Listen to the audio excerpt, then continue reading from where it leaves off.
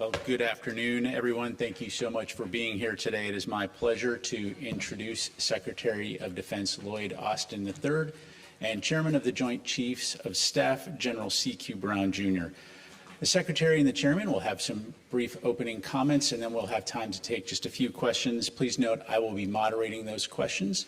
And due to our time constraints, I just ask you to please limit your follow-ups to give your colleagues a chance to ask their questions. And with that, Mr. Secretary. Thanks, Pat. Good afternoon, everybody. Sorry about the delay. It was a busy day, as you know, and the chairman and I were on a conference call that went a bit long. But we just held another highly successful meeting of the Ukraine Defense Contact Group. But before I turn to that, I want to take a few moments to discuss the vicious assault by Hamas on the state of Israel.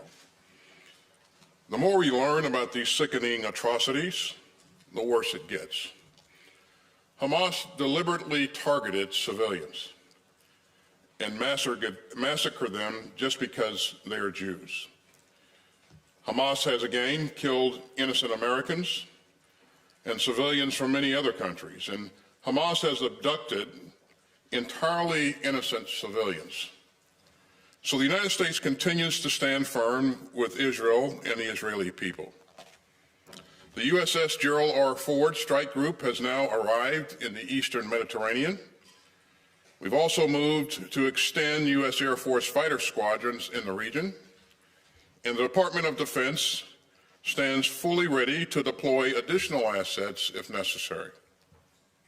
As President Biden has said, for any country, for any organization, for anyone thinking about trying to take advantage of the agony in Israel, to try to widen this conflict or to try to spill more blood, we have just one word: don't. Additional U.S. military aid to Israel started flowing in yesterday, including key munitions. And we'll be providing more Iron Dome interceptors so that Israel can protect its citizens and cities. And we'll continue to ensure that Israel has what it needs to keep itself and its citizens safe. And like any other country, Israel has the right to defend itself. As the President says, Israel has a duty to defend itself. And make no mistake, the United States will remain able to project power and to direct resources to tackle crises in multiple theaters. So we will stand firmly with Israel as we continue to support Ukraine. So let me turn to today's agenda. This was the 16th time that I have convened the Ukraine Defense Contact Group, and I'm pleased that we were joined in person today by President Zelenskyy of Ukraine. We're also joined by our outstanding new chairman of the Joint Chiefs of Staff, General C.Q. Brown. He will be an invaluable partner for the Ukrainian people. Now, President Zelenskyy's team provided us with a valuable update on Ukraine's current counteroffensive. Ukraine's brave troops continue to make steady progress. Yet, as winter approaches, Ukrainians are bracing for Russia to again target Ukraine's energy grid and civilian infrastructure. And as Putin becomes more cruel, the Ukrainians become more determined. So we will continue to get them the systems that they need. If you just look at the ground-based air defense systems that this coalition has surged into Ukraine, those systems are saving countless civilian lives from Russia's bombardments. And that just underscores this contact group's commitment to meeting Ukraine's urgent near-term requirements. But today we also talked about helping Ukraine to defend itself for the long haul and to deter aggression for decades to come. So members of this contact group are organizing into what we call capability coalitions. And that's going to make our security assistance more nimble and help to secure Ukraine's future. Now, some of these capability coalitions have already formed. Estonia and Luxembourg will lead a coalition focused on supporting Ukraine's IT infrastructure. Lithuania is leading the way in helping Ukraine neutralize Russian mines on Ukrainian territory. And I'm proud to announce that the United States will step up again to help lead the coalition of countries working with Ukraine to develop its Air Force. And by leading this capability coalition, the United States will coordinate closely with Ukraine and other partners with a focus on developing Ukraine's F-16 fighter aircraft capability. I'm pleased that Denmark and the Netherlands will be co-leading this coalition together with us. I'm also proud to announce that the United States will be joining several more of these coalitions as they form in the coming weeks, including those focused on Ukraine's air defense, armor, and artillery. And that shows how much we can do when we come together. But it also shows that American leadership matters. And as Ukraine's troops face this key moment on the battlefield, we must ensure that America's indispensable assistance to Ukraine continues to flow without disruption. Since Russia's unprovoked and all-out invasion last February, the United States has committed $43.9 billion to help support a free and secure Ukraine. And that includes our most recent Ukraine assistance package, valued at $200 million. And we're in great company. Some 50 other members of this contact group have committed more than $33 billion in direct security assistance to Ukraine. In fact, the three biggest European donors to Ukraine, Germany, the United Kingdom, and Poland, have all committed more than the United States as a percentage of GDP. And so have many other European countries, including Croatia, Denmark, Finland, Sweden, and all three of the Baltic states. Together, today, several countries briefed us on new assistance packages for Ukraine that they have approved just in the 3 weeks since we last met in Ramstein. And Germany will donate another Patriot system and additional Patriot missiles as part of a $1.1 billion package that includes 10 more Leopard A1 tanks, 2 more Iris-T air defense systems. And Spain will continue its critical Hawk training mission and will donate additional Hawk equipment. And Sweden approved a $200 million assistance package, including critical artillery ammunition. And Bulgaria will donate components to help Ukraine strengthen its S-300 air defense system. France committed to provide more Caesar howitzers and to accelerate their production. The UK will provide a new package of aid, including air defense support, 155mm guns, and more. And Canada will invest nearly $500 million over the next 3 years in Ukraine's armored vehicle capabilities. And that just underscores the scope of the response from our allies and partners. It's another reminder of how badly Putin has miscalculated. Instead of demoralizing the Ukrainian people, Putin demoralized the Russian military. And countries everywhere have rejected Putin's vision of a lawless world where tyrants can invade their peaceful neighbors with impunity. So we stand united to help defend the free and sovereign Ukraine and to help strengthen the rules-based international order that has made our world so much safer since the end of World War II.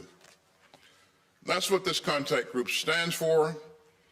That is what Ukraine is fighting for, and we'll continue to have their backs. And so with that, General Brown, the floor is yours. Thank you, Mr. Secretary. Good afternoon, everyone. Let me start by expressing my condolences to the people of Israel and the families who have been hurt by Hamas's heinous terrorist attacks. Our nation's commitment to Israel is ironclad. Our joint force is strengthening its posture in the region to support Israel as it protects itself and its people. The joint force continues to work with our Israeli Defense Force counterparts at multiple levels to ensure they have the means and capabilities to defend themselves and deter future aggression. Turning to our work here today, I'm honored to have just finished the first Ukraine Defense Contact Group as chairman of the Joint Chiefs of Staff. And I'm humbled to witness the sustained efforts of this coalition in support of Ukraine. It reminds me of the words of President Franklin Delano Roosevelt, who said, "The structure of world peace cannot be the work of one nation. It cannot be a piece of a large nation or of small nations. It must be a peace which rests on the cooperative effort of the whole world. President Roosevelt delivered these resonant words to Congress as war ravaged the globe. From the plains of Europe to the sands of the Pacific, this generation sought to construct an order of peace and cooperation out of the remnants of conflict and division. This cooperative effort is evident today in this group's work to assist Ukraine in protecting its nation and its people. The collective strength of this group is owed to the commitment of each sovereign nation. It's also a testament to our Secretary of Defense, Secretary Austin. Thank you, Secretary Austin, for your unwavering commitment to Ukraine and for leading this group for the last year and a half. I'm honored that President Zelenskyy joined our session today, bringing with him the undaunted courage of his nation and sharing insights on enhancing this group's support for Ukraine. Thank you to President Zelenskyy and Defense Minister Umerov for leading Ukraine and its military with character and honor. Thank you to the Ministers of Defense, the Chiefs of Defense, and national representatives from some 50 nations that meet nearly every month to organize our collective support for Ukraine. While this is my first Ukraine Defense Contact Group as Chairman of the Joint Chiefs, be assured that our mission, our objectives, and our support for Ukraine endures.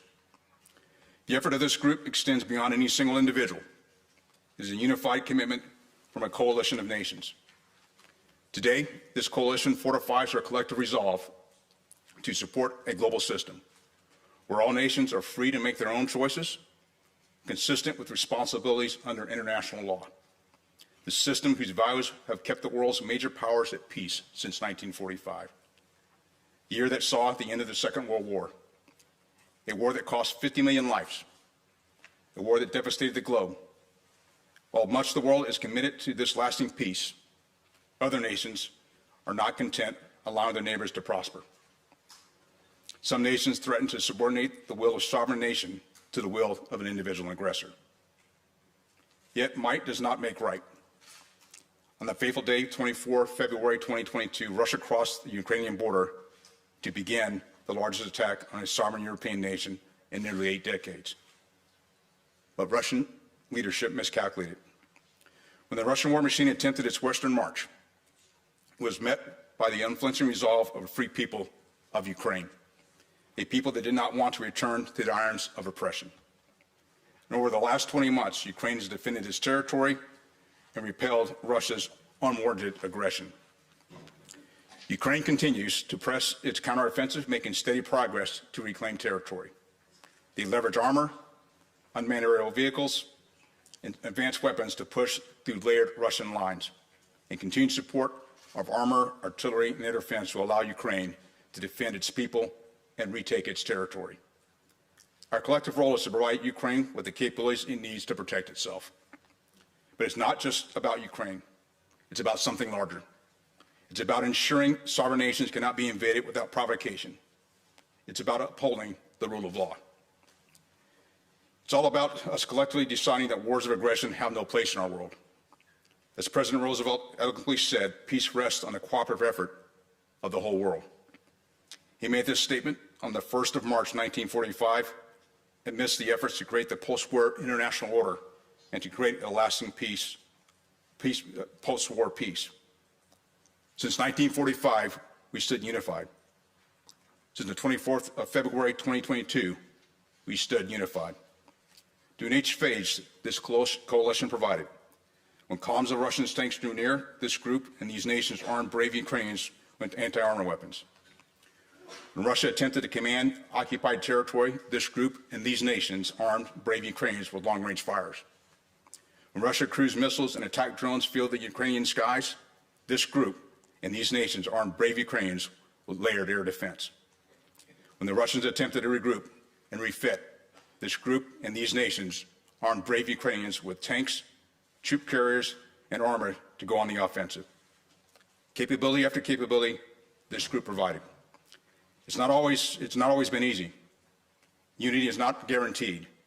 Our goal is not to force our partners into alignment on every challenge, yet this group and these nations have always stood with Ukraine. Today, this group and these nations will stand together. We stand for freedom, We stand for sovereignty, and we stand for Ukraine. Thank you, and I look forward to your questions. Thank you, Mr. Secretary. Thank you, Chairman. First question will go to Lita Baldor, Associated Press. Thank you. Mr. Secretary, you listed a number of contributions that a number of countries made, but there's also, as you know, budget gridlock in the United States, and efforts to pass the funding for Ukraine has not yet been successful. How much of a concern is all of that to a lot of the ministers and defense leaders who you met with today? Was there a lot of discussion about what is happening in the U.S., and was there also concern that the effort to support Israel may take away from the effort to arm Ukraine?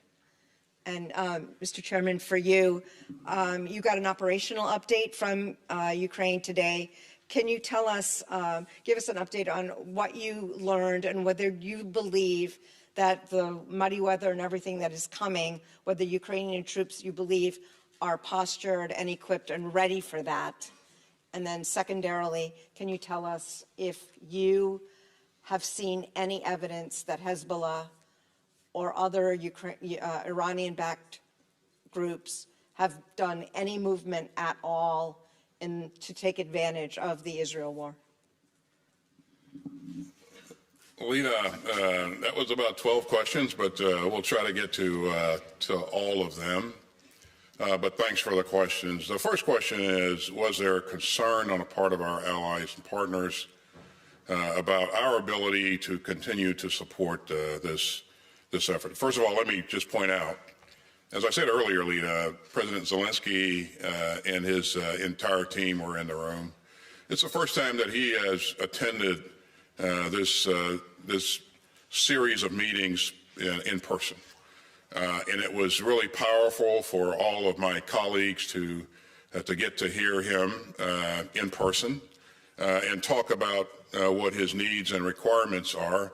And most important, it was important, President Zelenskyy thought it was important that he personally thank these countries for what they have done and what he hopes that they'll continue to do. What I convey to my colleagues is that, I believe as I engage members of Congress, there is still bipartisan support for Ukraine. And of course, democracies will take their time to work things out, and they know that these processes have to play themselves out. I also convey to them that there is broad support on the part of the American people for Ukraine, because Ukraine matters. And we've talked over and over again about why Ukraine matters. This is not just about Ukraine. This is about the rules-based international order. In terms of our ability to continue to support both the efforts in Ukraine and support the efforts in Israel as well, absolutely we can do both, and we will do both. And we are the strongest nation in the world, Lita.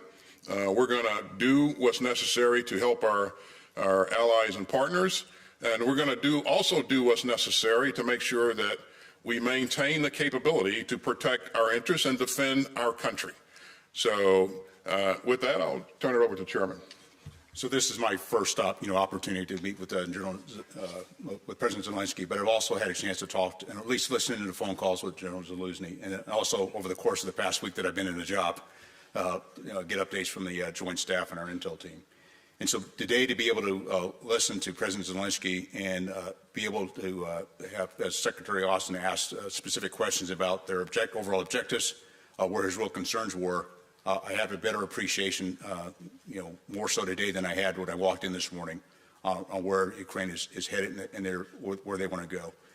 I think after hearing this morning, but then also listening later this afternoon to all the contributions by each of the nations, I do feel we're putting Ukraine in a good spot. I realize during the winter months it gets more challenging, but Ukraine has intent to continue their offensive operations throughout the winter months. And I do believe, based on what I heard today from each of the nations, we're doing all the right things to posture them to be successful. To your second question on what's going on in the Middle East, I have not seen any indications of additional players that are going to get involved to the detriment of Israel. And this is one of the reasons we addressed our force posture It's not only in support of Israel, but it's also to deter future action. And those are the kinds of things, and having talked to my counterpart from Israel, they were very appreciative of the steps that we took with our force posture. It helps to deter, and those are the things we will continue to do as we pay attention not only to what's happening in Israel, but continue to set our posture in support of Ukraine as well. So, Lito, with those 6 questions, I think you used up the entire bandwidth there. Just kidding. Thank you, gentlemen. Let's go to the Kyiv Independent. So recent media reports have suggested that the U.S. has decided to send ATACMS to Ukraine. When and in what quantity can we expect them to arrive in Ukraine? And how long do you anticipate the training to take place until Ukraine can receive them? And what is your assessment of Ukraine's counteroffensive thus far? And how does the results affect the West's continued support if Ukraine is not able to achieve its goal, especially since Russian defense is very strong right now? And Ukrainian soldiers often say to me that it's very difficult to advance without air superiority. So when can they finally expect F-16s to arrive, and what are the obstacles that are standing in the way? So your first question was on F-16s and when we expect for them to arrive. Was that the first part of the question? ATACMS. I don't have any announcements on ATACMS to make today, but what I will tell you is what we focused on is what we believe Ukraine needs, and we believe that because these are the things that President Zelenskyy addressed today. He spoke of a need for air defense, additional air defense, ground-based air defense capabilities, and also artillery platforms and artillery munitions. And so that's been our focus, and we have throughout focused on what we know that Ukraine's going to need, and that focus, I think, has been very, very instrumental in making sure that that President Zelenskyy can protect his cities, and also protect his troops. So we'll continue that work. And F-16s, in terms of when they would arrive, as you know, we have an F-16 pilot training coalition that's working right now to train pilots. That work has begun in Europe, and also we're training pilots in the United States as well. And as we look at what it will take to provide an initial capability, this will take months, as we said before. So earliest is next spring when we can begin to see an initial capability. So. I certainly don't want to counter what the chairman just said, but my assessment is that the Ukrainians are making steady progress. And that's pretty much, I think, what the chairman said earlier. And again, we've been very impressed by the determination, by the valor of the Ukrainian forces, and we will continue to focus on providing the forces and the leadership those things that they need to be successful in this fight on the battlefield. So, yeah. Thank you. Let's go to Felicia Schwartz, Financial Times. First, for you, Mr. Secretary, do you believe a ground invasion of Gaza is imminent, and what advice are you giving Israel about that operation? And for General Brown, do you think that Ukraine needs to change its strategy heading into a pivotal winter as more American funding is uncertain and could be delayed? Thanks, Felicia. I'll let Israel talk about its plans and its operations, and I won't evaluate things one way or the other. I think, my goal, and I know the focus of our leadership, is to provide support to the Israeli Defense Force, give them focus on what they need, what they're asking for, and to get it there as quickly as possible. And so. We have, established contact with or liaison with the Israeli Defense Forces. I've talked to the Minister of Defense near daily since this started, and so we really feel like we have a good feel for what they need. But in terms of their detailed plans, what they're going to do, what they're not going to do, I would defer to them, Felicia. I think that's. it's their effort, and I think they're still in the planning and assessment mode. So, Felicia, what I would say, just as we listen to President Zelenskyy today and the Minister of Defense Omarov, I don't see that their plans will change. And what I would also say to that is that we actually have, because of the funding we have and our drawn-out authority and others, we have equipment coming all the way to the first of the year. So that's been mapped out fairly well. I would also add, as I mentioned earlier, that many of the nations today, as they went around and each offered capability, it's the collection of capability, not just what the U.S. provides, but that's the whole reason why this Defense Contact Group has come together. And I think we are doing the right things to provide capabilities to Ukraine. And as each of the nations come together, it's a collective capability I think is important, not just what the U.S. provides, but it's all of it that comes together. and I think it's important to remember that there's 50 nations that have come together in support of Ukraine, and that's a pretty powerful group of people. And it was, as President Zelenskyy looked at that body there, and all of these ministers of defense and chiefs of defense were still very much focused on what his needs were. I think it may have been reassuring to him as well. So. Okay, for our final question, we'll go to Aura Lee from Euractiv. Thank you very much. I wanted to go back to the capability coalitions that you've mentioned earlier. What are those going to actually change when it comes to support to Ukraine, but also to replenishing the stockpiles of the allies? Because that's also a problem in making sure that there will be support in the long term. And second question, if I may, more specifically on the winter months coming ahead, do you believe that it is possible for Ukraine to both be prepared for protection of its critical infrastructure, fight off the Russians off its territory, and also for NATO allies not to sacrifice their defense preparedness? Thank you. So, how does this change our provision of support, I think is your first question regarding the capability coalitions.